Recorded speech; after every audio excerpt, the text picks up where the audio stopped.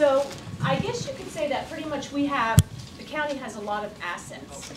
And what do you think would be the first thing that we would need to do to protect those assets? Anybody have any idea? You own a lot of assets. Insurance? Insurance, absolutely. That's exactly what we do. Morris County has a lot of historical buildings and sites, probably many of which fall under the county's jurisdiction. You mentioned one this morning, that Truss Bridge. Could you explain to the students the process of perhaps funding these or keeping the cultural integrity of these, the importance of keeping the cultural integrity of these sites?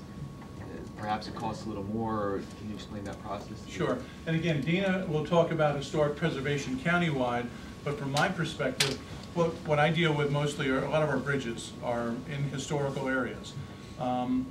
If you know 510 Mendham Road, the old Route 24, going out through Chester and Mendham, there's the historic cider mill on the side that Mendham Township has spent a lot of money, and the county has given them a lot of money to help restore this. These great train stations in these downtown areas,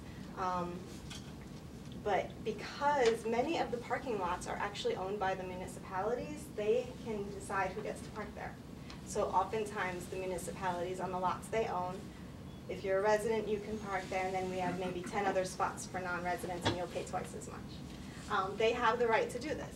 So what we're trying to do is a study that will come up with other ways to get as many people as we possibly can to the train stations that want to get there, whether by biking, shuttles, whatever, to just improve transit access, and also maybe work on some of these parking restrictions with the municipalities. Morris County Department of Human Services is not human resources. It's not related to what Kathy Berg talked about. It's all about people.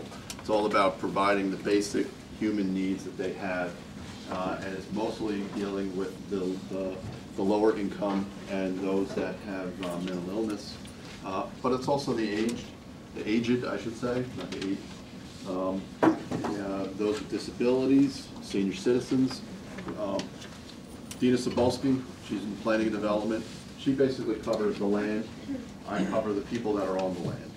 As you move in your career, not only find something you have a passion for, but be open for new things. I find it now in this career, I keep learning new things. I always use the thing is I'm really still not sure what I want to do when I grow up. When I move to the next career, I'm thinking when I'm done with this career, I'll probably go for a psychology degree and get into counseling. I love the interaction. So look for that new thing, learning for this.